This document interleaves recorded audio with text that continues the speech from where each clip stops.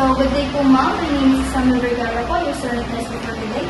So, before we start po, can you please state your name, age, and birthday po? And Francisco Teresa Reyes po, 20 years old, born in November 2006. Okay po ma'am. So, today po ma'am, I will be performing assessment of your skin, hair, and nails po. This is to check for your general health po and see if there are any abnormalities that you should know po.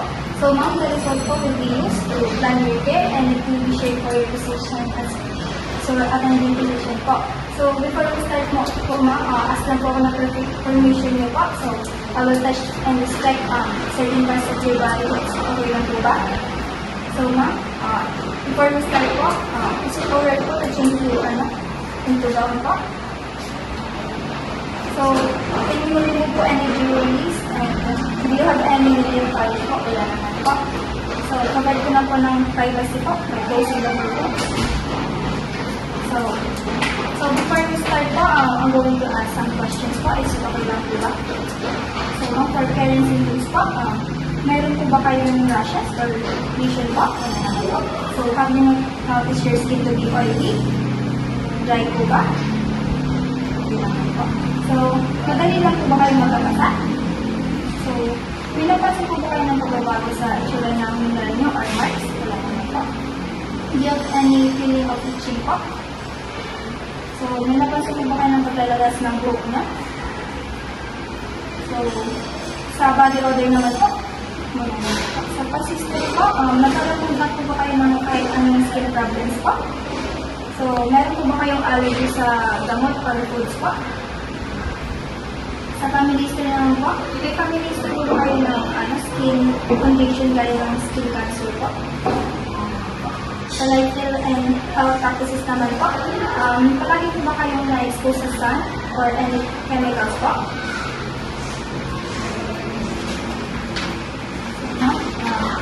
Sa hygiene naman po, parating po ba, regularly po ba kayo nag-exercise? Gaano po kayo kadalas maligo? Araw-araw po ba? Ano po kayo yung kinakain?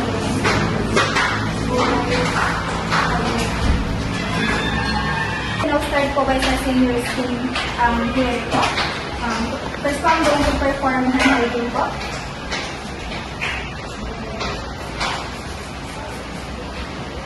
And also, I'm going to put gloves.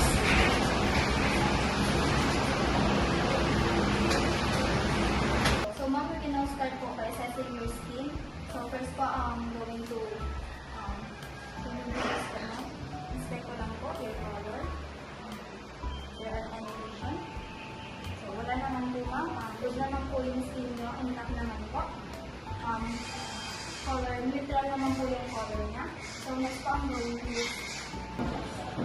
inspect any lesion po.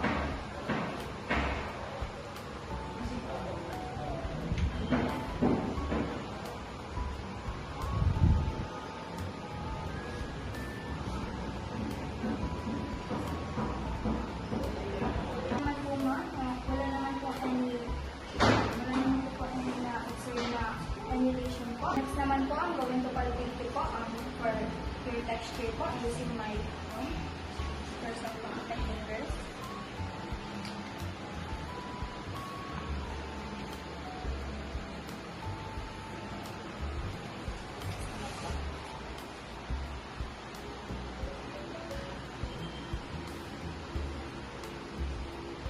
So, okay naman po siya ma'am. Hindi naman po siya dry or hindi naman po siya oily. Intact naman po siya. Wala naman po any lesion na parang ma-feel pa po ako. So, next naman po, for checking for your temperature po, using my dorsal back of my hand.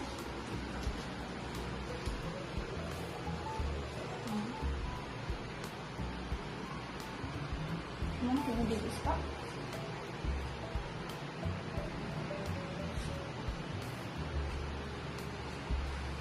So, okay naman po yung temperature nyo. Warm naman po siya. Hindi naman po siya hot. So, hindi naman po nag-rate. Wala naman po nag-indicate na nag-fever po kayo. So, next naman po, for the thickness naman po, using my finger pads po.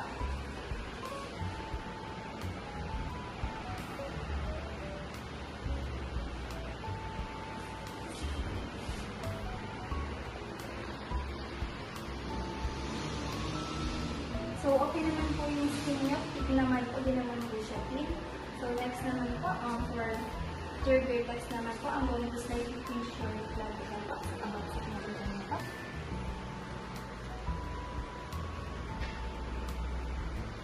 Ito naman po sa mga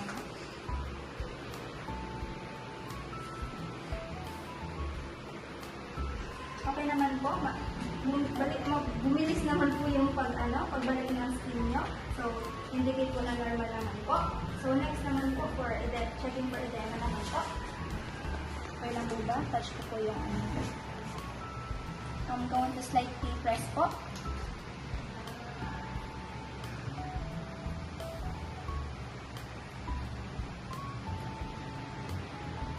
So, okay naman po. Wala naman po lagi indicate na may edema or pamabaga po kayo. So, next naman po ma'am, going to inspect for your scalp contour po.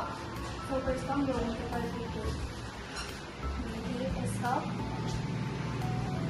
So, ma'am, may nararamdaman po ba kayong sakit? Wala naman po. So, next po, I'm going to inspect your hair. So, ma'am, nagpakulay po ba kayo ng hair or anything pa naman? Natural naman po ba? So, check ko lang po yung color, yung distribution po ng hair nyo. Wala na po any parasite or dandruff or mites po na meron. So, gawin mo.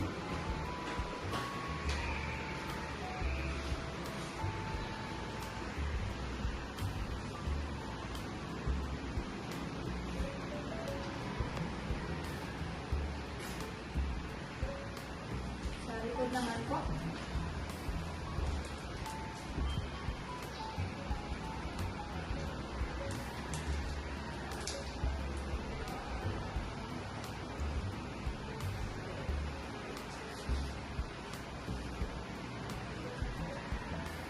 So, ma'am, okay naman po yung hair nyo. Equally distribute naman po yung hair. Hindi naman po siya clean. Okay naman po yung color. Wala naman din any mites or dandruff na meron sa buhok nyo. Clean naman po siya. So, next naman po, for checking for your nails po, check ko lang po. Malinis. So, malinis naman po, pero doon naman po siya. Pinkish naman po yung color niya. So, next po, for texture naman po.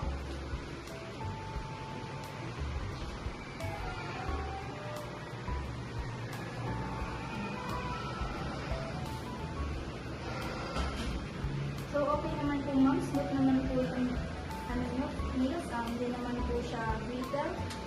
So, next naman po ma'am. Can you do this po ma'am? Check for any clavicle po. So, okay po ma'am. 160 degree naman po. Wala naman po nag-i-indicate na may cladding po yung nails po. So, lastly po, check for capillary refill po. I'm going to slightly press until po mag-white po yung nails nyo.